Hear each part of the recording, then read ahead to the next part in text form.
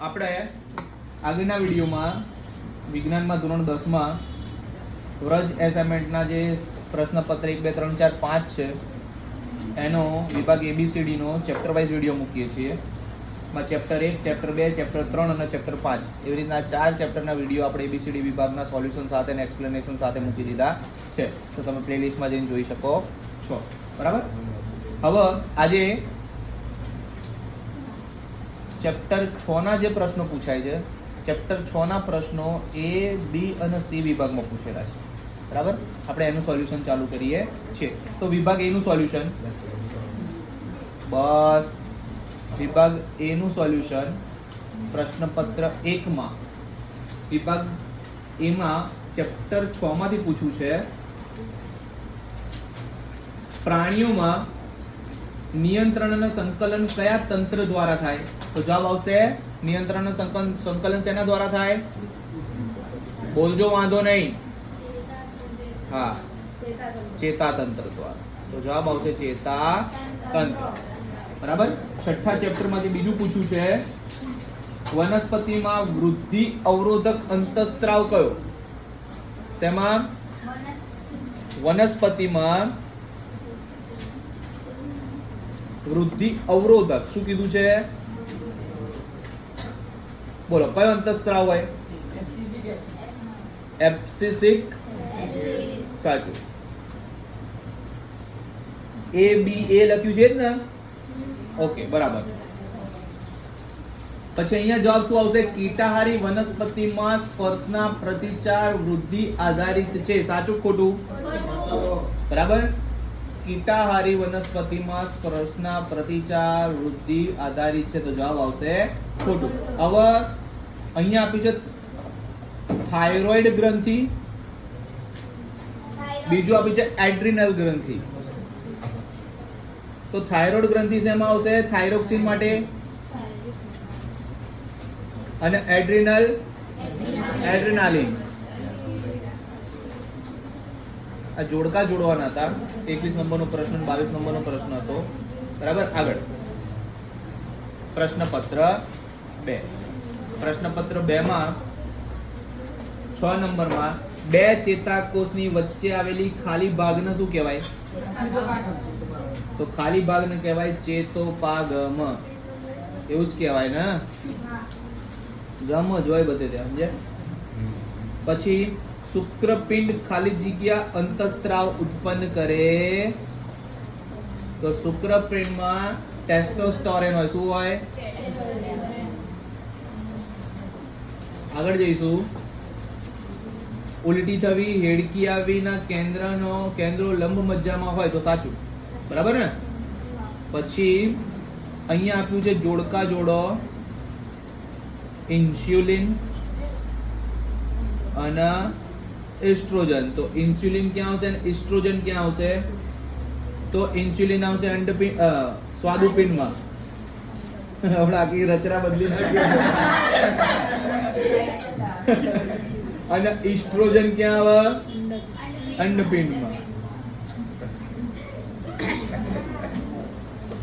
અમારા બાળકો બહુ હોશિયાર છે. બરાબર. આગળ પ્રશ્નપત્ર 3 માં ચેપ્ટર 6 નો મગજનો કયો ભાગ શરીરની સ્થિતિ અને સંતુલન જાળવવાનું કામ કરે? તો આવશે અનુમસ્તિષ્ક. બરાબર. આગળ વધીશું. અનુમસ્તિષ્ક આવશે એનો જવાબ. આગળ જઈશું. પરાવર્તિત ક્રિયા ખાલી જગ્યા અને ખાલી જગ્યા બંને દ્વારા થાય. મગજ અને કરોડરજ્જુ દ્વારા. ભાઈ, પરાવર્તિત ક્રિયા મગજ અને કરોડરજ્જુ દ્વારા થાય, તો થવા દેવાની. આગળ પરાવર્તિત ક્રિયા એકલા મગજ દ્વારા અને એકલા કરોડરજ્જુ દ્વારા થાય, તો સાચું. નીચે થાઇરોક્સિન શું આપ્યું છે? અને બીજું આપ્યું છે ટેસ્ટોસ્ટેરોન. બરાબર. એના કામ આપ્યા છે. તો થાઇરોક્સિન અંતઃસ્ત્રાવનું કામ શું? શરીરના વિકાસ માટે ચયાપચયનું નિયમન. શું? અને ટેસ્ટોસ્ટેરોન નું કામ શું? પુરુષના પ્રજનનાંગોનો વિકાસ કરવાનો. બોલો બરાબર? તો આવું પૂછી શકે. પ્રશ્નપત્ર નંબર 4. પ્રશ્નપત્ર નંબર 4 માં છઠ્ઠા પ્રકરણમાંથી મગજ એ ખાલી જગ્યા ક્રિયાઓ માટે સંકળાયેલ છે. તો મગજ અહીંયા વિચારવાનું કામ કરે. આ પાડજો. ઓકે. હૃદય સ્પંદન માટે બી કામ કરે. આ પાડજો. અને શરીરનું સમતોલન બી કરે. તો આવું કીધું હોય તો ઉપરના તમામ લખવા પડે. Thank you. આગળ. અંતઃસ્ત્રાવ જ્યાં ઉત્પન્ન થાય ત્યાં કાર્ય કરતા નથી. સાચું ખોટું? અંતઃસ્ત્રાવ જ્યાં ઉત્પન્ન થાય ત્યાં કાર્ય કરે ને? સાચું. બીજું હશે. આગળ ચલો. ઓક્સિન શું આપ્યું છે? આ શું છે? વનસ્પતિનો અંતઃસ્ત્રાવ. પછી છે ABA, એને શું કહેવાય? એબ્સિક એસિડ. તો ઓક્સિન નું કામ શું? પ્રકાંડની વૃદ્ધિ કરવાનું. અને ABA નું કામ શું? વનસ્પતિની વૃદ્ધિને અવરોધવાનું. હમણાં આગળ આવી ગયું. બરાબર. પ્રશ્નપત્ર 5 ચેપ્ટર નંબર 6 ખાલી જગ્યાએ શરીરનું મુખ્ય સંકલન કેન્દ્ર છે. તો શું આવશે? મગજ એ શરીરનું મુખ્ય સંકલન કેન્દ્ર છે. ઓકે. હું ઊંધું લખવા જતો હતો બધો. લોકો પર વિશ્વાસ ટૂંકમાં ના કરવો. ચેતાકોષોના ટૂંકા પ્રવર્ધન શું કહેવાય? ઓકે, સાચું. વનસ્પતિમાં રાસાયણિક સંકલન અંતઃસ્ત્રાવો દ્વારા થાય છે. સાચું ખોટું? હા તો ઠીક. કયો ખોટું બોલ્યો? સાહિત્ય તો અલગ માણસ. વૃદ્ધિ અંતઃસ્ત્રાવ અને બીજું આપી છે ઇસ્ટ્રોજન અને પ્રોજેસ્ટ્રોન. તો હવે ઇજોસ્ટ્રોન વાળું શું આવે? ઇસ્ટ્રોજન વાળું શું આવે? ઇજોસ્ટ્રોન ચોથું. વૃદ્ધિ અંતઃસ્ત્રાવ શેમાં બેટા? એ પિટ્યુટરી ગ્રંથિમાં. અને ઇસ્ટ્રોજન અંડપિંડમાં. રાઈટ. એની બાજુમાં આપી જશું પ્રોજેસ્ટેરોન, એ બી અંડપિંડમાં, કેમ કે સ્ત્રીની અંદર અંતઃસ્ત્રાવ છે. બરાબર ને? બરાબર. આવી રીતના વિભાગ એ ના 5 પ્રશ્નપત્રોના વિભાગ એ ના ચેપ્ટર 6 ના MCQ ખરા ખોટા પૂરા થયા. બરાબર. વચ્ચે ખાલી જગ્યાએ પૂરી કરી. હવે આવીશું વિભાગ બી તરફ. વિભાગ બી.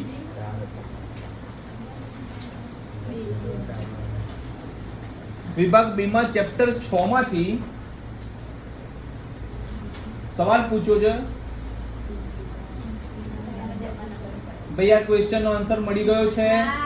પેજ નંબર બોલો. આ કોનું છે? આમાં તો લખેલું જ નથી. ઓકે, તમે બોલતા જજો. ચલો. 53 નંબરના પેજ ઉપર છે ને સવાલ પૂછ્યો છે. બે ચેતાકોષોની વચ્ચે આવેલ ચેતોપાગમમાં કઈ ઘટના બને છે? Page number 53. બે ચેતાકોષોની વચ્ચે આવેલા ચેતોપાગમમાં કઈ ઘટના બને? ક્વેશ્ચન નંબર બેટા કયો હતો?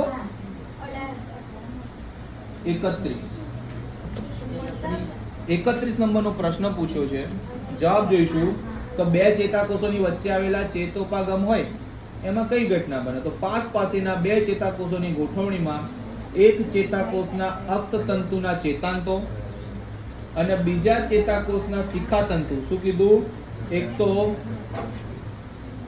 અક્ષતંતુ અને બીજું શિખાતંતુ.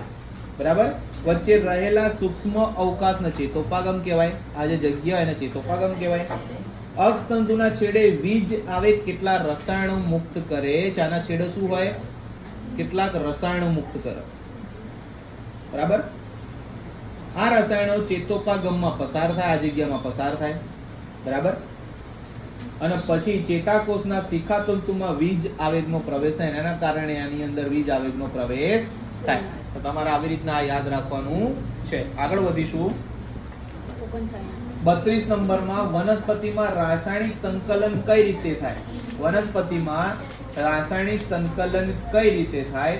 તો જવાબ આવશે વનસ્પતિમાં રાસાયણિક સંકલન વનસ્પતિ અંતઃસ્ત્રાવો દ્વારા થાય. શું થાય? કે ભાઈ વનસ્પતિના જે અંતઃસ્ત્રાવો હોય એના દ્વારા થાય. તેઓ વનસ્પતિની વૃદ્ધિ, વિકાસ અને પર્યાવરણ પ્રત્યે પ્રતિચારનું સંકલન કરવામાં મદદરૂપ થાય. તેઓ સાદા પ્રશ્ન દ્વારા તેમના સંશ્લેષણના સ્થાનથી કાર્યસ્થાન સુધી પહોંચી અને રાસાયણિક સંકલનમાં મદદરૂપ થાય છે. તમે જો આટલું બધું ના લખી શકતા હો તો તમારે શું લખવાનું છે? એક તો એના અંતઃસ્ત્રાવો દ્વારા થાય, પછી તેઓ વનસ્પતિની વૃદ્ધિ, વિકાસ અને પર્યાવરણ પ્રત્યે પ્રતિચારનું સંકલન કરવામાં મદદરૂપ થાય છે. આટલું લખો તો પણ બહુ એના રિલેટેડ ક્વેશ્ચનનો આન્સર પૂરો થાય. બરાબર. આગળ આ પ્રશ્નપત્ર 1 માં 2 પ્રશ્નો હતા. પ્રશ્નપત્ર 2 માં આપણને એક અગરબત્તીની સુવાસની ખબર કેવી રીતના પડે છે? 53 નંબરના પેજ ઉપર આઈએમપી પ્રશ્ન છે. તો આપણને અગરબત્તીની સુવાસની ખબર કેમ નહીં પડે? તો જવાબ, આપણા નાકમાં આવેલા ઘ્રાણગ્રાહી એકમો અગરબત્તીની સુવાસથી ઉત્તેજિત થાય. તેના કારણે સર્જાતી ઉર્મિવેગ સંવેદની ચેતાકોષના શિખાતંતુ વડે ગ્રહણ થાય. આ ઉર્મિવેગ મગજ સુધી જાય. ઉર્મિવેગ શું થાય? મગજ સુધી જાય. બરાબર. અને બૃહદ મસ્તિષ્કમાં આ સંદેશાની આંતરક્રિયા વડે આપણને ખબર પડે કે ભાઈ અગરબત્તી કોઈએ પ્રગટાવેલી છે. બરાબર. હિન્દુ છે ને, સળગાયેલી ના કહેવાય, બરાબર, એને પ્રગટાયેલી કહેવાય. 32 પરાવર્તી કમાનનો ચાર્ટ દોરો. શું? કયા પેજ ઉપર છે? 51. ચલો, પરાવર્તી કમાનનો ચાર્ટ દોરો. બરાબર. તો આપણે ચાર્ટ દોરીશું પરાવર્તી કમાનનો. તો આપણે અહીંયા લખીશું ઉત્તેજના, કૌંસમાં લખીશું ઉત્તેજના કેમ આવી? ગરમી લાગી એટલે. પછી આપણી આંગળીઓ એને પ્રકટશે એટલે અહીંયા લખીશું ગ્રાહી અંગ. પછી એનાથી આગળ જશે અને અહીંયા આવશે સંવેદી ચેતા તંતુ. બરાબર. ત્યાંથી કરોડરજ્જુમાં માહિતી જશે. કરોડરજ્જુમાંથી આગળ માહિતી જશે અને ચાલક તંતુમાં આવશે. પછી ચાલક તંતુ શું કરશે? તો ચાલક તંતુ હાથના સ્નાયુના જોડે પ્રતિચારક અંગ કહેવાય, જેના હાથના સ્નાયુ કહેવાય. પ્રતિચારક અંગ. ઓકે, ચાલ, આ તો એક્સેપ્ટેડ છે. અને એનાથી આગળ પ્રતિચાર આપશે. શું કહેશે? ભાઈ છાનો માનો હાથ ખેંચી લે, હાથ ખેંચી લે. બરાબર. આ ચાર્ટ હતો, બરાબર, જે તમારે દોરવાનો હતો, જે મેં દોર્યો એ તમારે કરવાનો હતો. પ્રશ્નપત્ર 3 વિભાગ બી, ચેપ્ટર નંબર 6, લજામણી વનસ્પતિમાં હલનચલન અને તમારા પગમાં થનારી ગતિમાં શું ભેદ છે? બરાબર. બોલો, ક્યાં છે બેટા? ખોરો છો?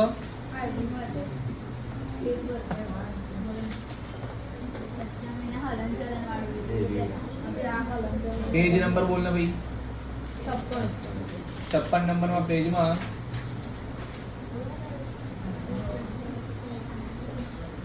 તો અહીંયા લજામણીનું હલનચલન આપી, પહેલા આપણે એ જોઈ લઈએ કે ભાઈ લજામણીના પર્ણોનું હલનચલન. તો આ હલનચલન વૃદ્ધિ આધારિત નથી. પહેલું કામ યાદ રાખો કે આ વૃદ્ધિ આધારિત હલનચલન છે નહીં. આ હલનચલન ચોક્કસ દિશામાં પણ થતું નથી. બરાબર. આ ઝડપી હલનચલન છે અને આ હલનચલન માટે સ્પર્શ જવાબદાર છે. આ શું હતું? આ હલનચલન હતું વનસ્પતિનું, એટલે કે લજામણીનું. આપણે કીધું છે તમારા પગમાં થનારી ગતિની રીતમાં શું ભેદ છે? તો ભાઈ આપણા પગમાં જે ગતિ થાય એ પણ વૃદ્ધિ સંચાલિત હોતી નથી. બરાબર. એ વૃદ્ધિ આધારિત હોતી નથી. પ્લસ એ એક જ દિશામાં હોય છે. એ ધીમું હલનચલન બી હોઈ શકે અને ફાસ્ટ હલનચલન બી હોઈ શકે, પણ લજામણીની સરખામણીમાં એ ધીમું હલનચલન હોય છે. બરાબર. તો આ બેમાં ભેદ આ હતો. આ તો બહુ પેલું મૌલિક ક્રિયા કહેવાય, તમારે એવી રીતના ડાયરેક્ટ જ લખી દેવાનું હોય, આના જવાબો શોધવાના બેસવાના હોય. આગળ, મધુ પ્રમેયના કેટલાક દર્દીઓનો મોસ્ટ આઈએમપી? 61 નંબરના પેજ ઉપર તમને આનો જવાબ મળી જશે.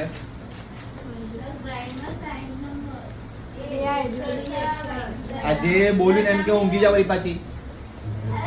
મધુપ્રમેયના દર્દીને ઇન્સ્યુલિનના ઇન્જેક્શન શું કામ આપવામાં આવે છે? તો માનવ શરીરના રુધિરમાં શર્કરાનું નિયત પ્રમાણ જાળવી રાખવું જરૂરી છે. મધુપ્રમેયના દર્દીમાં ઇન્સ્યુલિનની ઉણપને લીધે રુધિરમાં શર્કરાનું પ્રમાણ વધી જાય છે. લોહી હોય, રુધિર હોય, એમાં શું વધી જાય? શર્કરા. બરાબર, ખાંડ ના લગતા. રુધિરમાં શર્કરાનું પ્રમાણ વધારે એ આપણા માટે હાનિકારક અસર ઉત્પન્ન કરે છે. આ હાનિકારક અસરોથી દર્દીને બચાવવા રુધિરમાં શર્કરાનું પ્રમાણના નિયમનની જરૂર પડે છે. અને એ નિયમન આપણે શેનાથી કરી શકીએ? તો ઇન્સ્યુલિન રુધિરમાં દાખલ કરીને. માટે એને ઇન્સ્યુલિન ઇન્જેક્શન આપીએ તો એના શરીરમાં જે શર્કરા વધી ગઈ હોય એ માપની થઈ જાય. બરાબર. આગળ, પ્રશ્નપત્ર 4 વિભાગ બી. વિભાગ બી માં અનુવર્તન એટલે શું? ઉદાહરણ સાથે સમજાવો. બોલો, ક્યાં છે બેટા? આવર્તન એટલે આવર્તન. હેડો ને 55 નંબરના પેજ ઉપર આવર્તન. આવર્તન એટલે શું? બસ એ જ છે ભાઈ. 26 નંબરનો પ્રશ્ન, વનસ્પતિના અંગમાં હલનચલન બાહ્ય અને સદિશીય ઉત્તેજનાને અનુરૂપ થાય અથવા તો દર્શાવાય એને આવર્તન કહેવામાં આવે છે. ઉત્તેજના દ્વારા ઉત્તેજાતી પ્રક્રિયાને પ્રતિચાર કે પ્રતિભાવ કહે છે. જો વનસ્પતિના અંગની વૃદ્ધિ ઉત્તેજના પ્રેરતા પરિબળની દિશા તરફ હોય તો તેને ધન આવર્તન કહેવાય. જો ઉત્તેજના પ્રેરતા પરિબળની વિરુદ્ધ દિશામાં હોય તેને ઋણ આવર્તન કહેવામાં આવે છે. હવે આ શેના કારણે થાય? તો પ્રકાશના કારણે, ગુરુત્વાકર્ષણ બળના કારણે, પાણીના કારણે, રસાયણના કારણે, સ્પર્શ ઉત્તેજના આપતા પ્રેરક પરિબળોના કારણે, ઘણી બધી વસ્તુના કારણે આ થઈ શકે. બરાબર. આગળનો પ્રશ્ન, એક સજીવમાં નિયંત્રણ તેમજ સંકલનના તંત્રની જરૂરિયાત શું કામ હોય છે?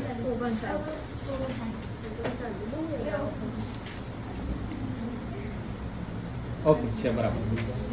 તો નિયંત્રણ અને સંકલનની આપણને શું કામ જરૂર પડે? નિયંત્રણ અને સંકલનની, બરાબર. તો જવાબ, બહુકોષી સજીવમાં શરીરનું આયોજન જટિલ હોય. શું હોય? વિવિધ પેશી અને અંગો જુદા જુદા વિશિષ્ટ કાર્યો કરવા માટે બનેલા હોય. તેથી બધા અંગો યોગ્ય રીતે ભેગા મળીને સંકલન કરે એના માટે નિયંત્રણ અને સંકલનના તંત્રની ખૂબ જ જરૂર પડે છે. બરાબર. આનો જવાબ હતો ઇઝીલી એવી રીતના લખી શકાય. ચેપ્ટર નંબર પ્રશ્નપત્ર નંબર 5 વિભાગ બી. વિભાગ બી માં પૂછ્યો છે પ્રશ્ન, આપણા શરીરમાં ગ્રાહીનું કાર્ય શું છે? શું? ગ્રાહીનું કાર્ય શું છે? એવી સ્થિતિ પર વિચાર કરો જ્યાં ગ્રાહી યોગ્ય પ્રકારથી કાર્ય કરી રહ્યા નથી. કઈ સમસ્યા ઉત્પન્ન થઈ શકે? બોલો, ક્યાં છે ભાઈ? 58 પેજ ઉપર ભાઈ આનો જવાબ છે. ઓકે, તો ગ્રાહીનું કામ શું છે પહેલા એ જોઈ લઈશું. બરાબર. તો તે આપણી આસપાસના પર્યાવરણમાં થતા ફેરફારની માહિતી ઉત્તેજના રૂપે ગ્રહણ કરે છે. આ માહિતીના ઉર્મિવેગ સ્વરૂપે સંવેદી અને ચેતા મારફતે મધ્યસ્થ ચેતાતંત્રમાં મોકલે છે. આથી શરીર પ્રતિચાર દર્શાવે છે. તો પર્યાવરણમાં જે કંઈ થાય છે એની માહિતી આપણને પહોંચાડે છે અને આપણું શરીર એના ઉપર રિએક્શન કરે છે. આને ગ્રાહીઓ કહેવાય. આનું કામ છે. જો ગ્રાહીઓ યોગ્ય રીતે કામ ના કરતી હોય તો બાહ્ય ઉત્તેજના ગ્રહણ થઈ શકે નહીં. આથી આપણું શરીર પ્રતિચાર દર્શાવી શકતું નથી, જેને આપણે ગાંડા બી કહીએ. બરાબર. આગળ, મગજનો કયો ભાગ શરીરની સ્થિતિ અને સમતુલન જાળવી રાખવાનું કામ કરે છે?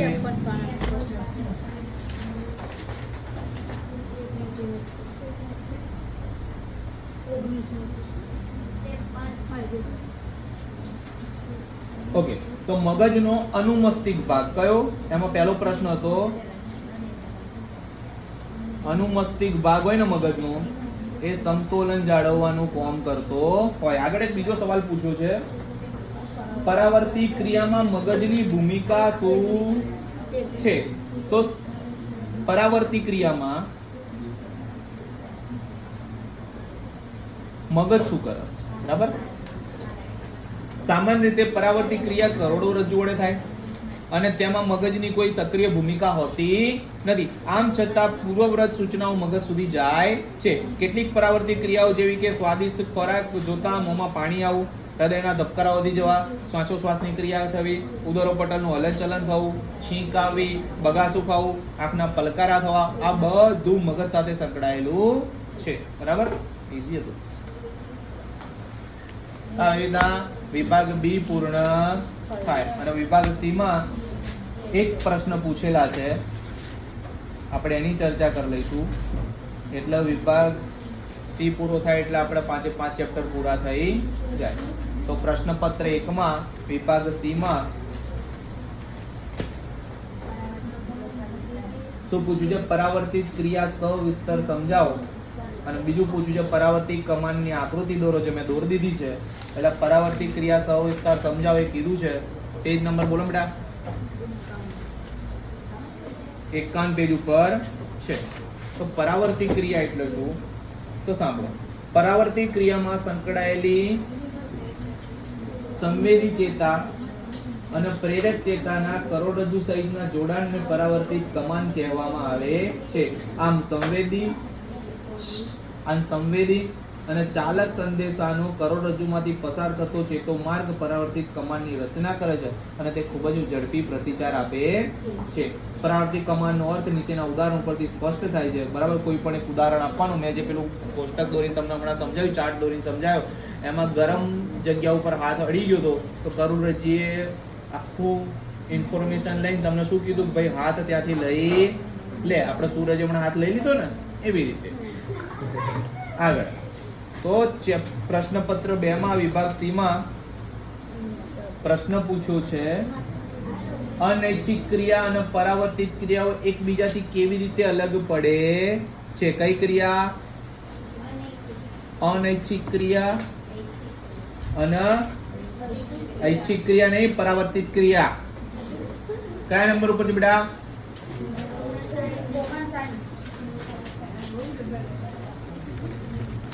ઓકે, તો અનૈચ્છિક ક્રિયા અને પરાવર્તિત ક્રિયાનો આપણે તફાવત જોઈશું. આ ક્રિયાઓ પશ્વ મગજના લંબ મજ્જા વડે નિયંત્રિત થાય. પશ્વ મગજના લંબ મજ્જા વડે, જ્યારે આ ક્રિયાઓ કરોડરજ્જુ વડે નિયંત્રિત થાય. શું? કરોડરજ્જુ વડે નિયંત્રિત થાય છે. આ ક્રિયાની જાણકારી મગજને હોય છે, આ ક્રિયાની જાણકારી મગજને હોતી નથી. આ ક્રિયાઓ સામાન્ય સ્થિતિમાં સતત ચાલતી રહે અને આ ક્રિયાઓ આકસ્મિક સ્થિતિમાં શરીરના લાભ માટે જ ચાલુ થાય. બરાબર, શરીરને જ્યારે બચાવવું હોય ત્યારે જ આ ક્રિયા ચાલુ થાય. આ છે ને ખૂબ જ ઝડપી થતી ક્રિયા છે, જ્યારે આ છે ને નિયંત્રણમાં હોય. આની ઝડપ છે ને કાબુમાં રહેવી હોય. બરાબર, આનો જવાબ હતો. આગળ જઈશું. પ્રશ્નપત્ર 3 માં વિભાગ સી માં પૂછ્યું છે, વનસ્પતિમાં પ્રકાશાવર્તન કેવી રીતે થાય છે? છે વનસ્પતિમાં પ્રકાશાવર્તન કેવી રીતે થાય છે? બોલો બેટા, પેજ નંબર.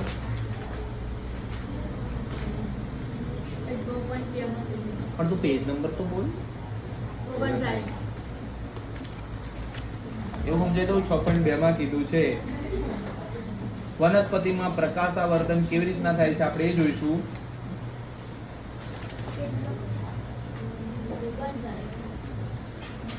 બરાબર, તો આપણને આપ્યું છે એક સમજણ આપી છે કે આવી રીતના આપણે તૈયાર કરવાનું છે, એ વાંચીશું. તો એક સાંભળો.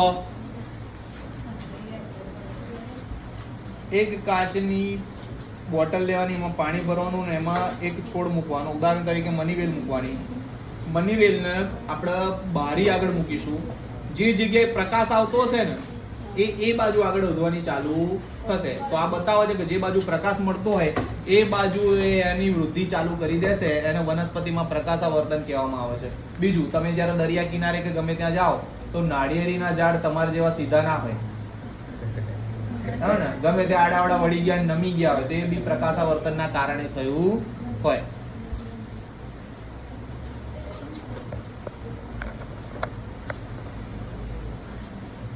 ચાર્જિંગ નહીં.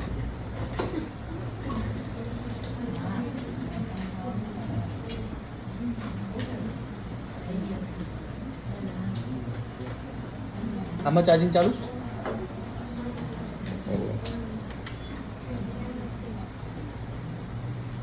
બે આજ બગડ્યું દુનિયા છોડીને બધું.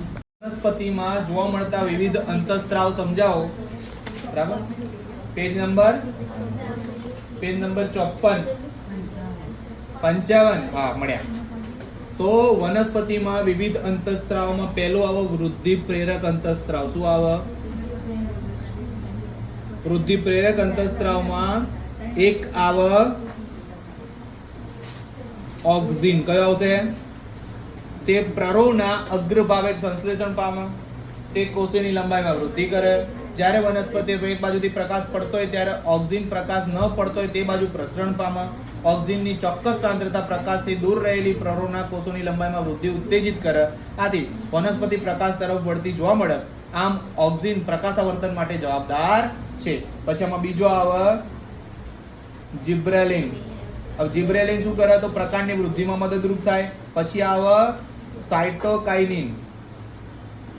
સાયટોકાઇનિન આ શું કરે?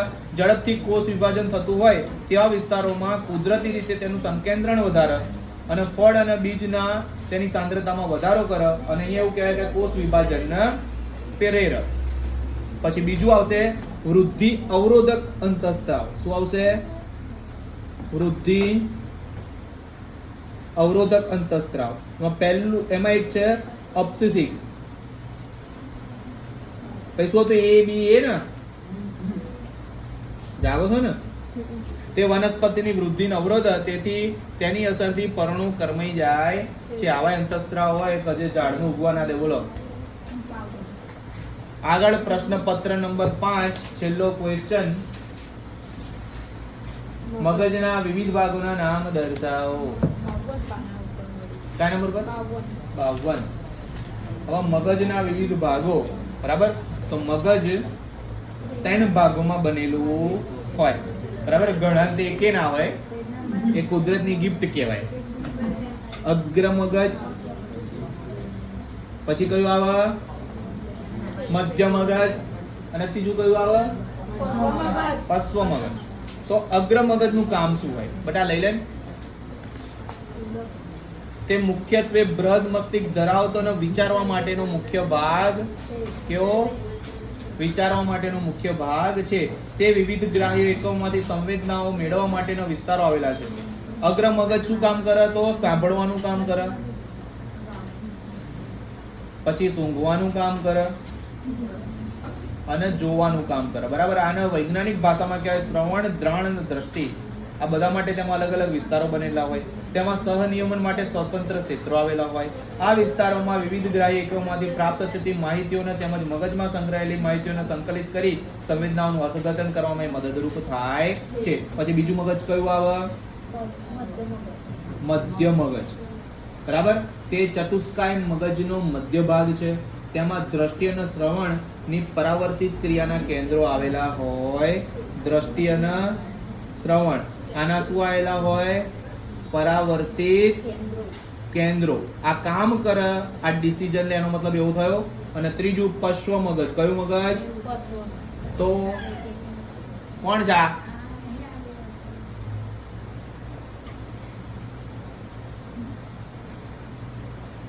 પોન્સ, લંબમજ્જા અને અનુમસ્તિષ્ક પશ્વ મગજના ભાગ છે. અનૈચ્છિક ક્રિયાઓ જેવી કે રુધિરનું દબાણ, લાળ રસનો સ્ત્રાવ, ઉલટી થવી, આ બધું લંબ મજ્જા દ્વારા નિયંત્રિત થાય છે. અનુમસ્તિષ્ક ઐચ્છિક ક્રિયાઓની ચોકસાઈ અને શરીરની સમસ્થિતિ તેમજ સંતુલન માટે પણ જવાબદાર છે. આવી રીતે અહીંયા પ્રશ્નપત્ર 1 થી લઈને 5 નો ચેપ્ટર 6 નો ભાગ અહીંયા પૂરો થાય. બરાબર, બીજા બધા વિડીયોની લિંક તમને આના ડિસ્ક્રિપ્શનમાં મળી જશે, જોઈ લેજો. બરાબર, કામ જેવું લાગે તો લાઈક, શેર અને સબસ્ક્રાઇબ કરજો. બાકી મોબાઈલના નેટના ડેટા બગાડજો. Thank you.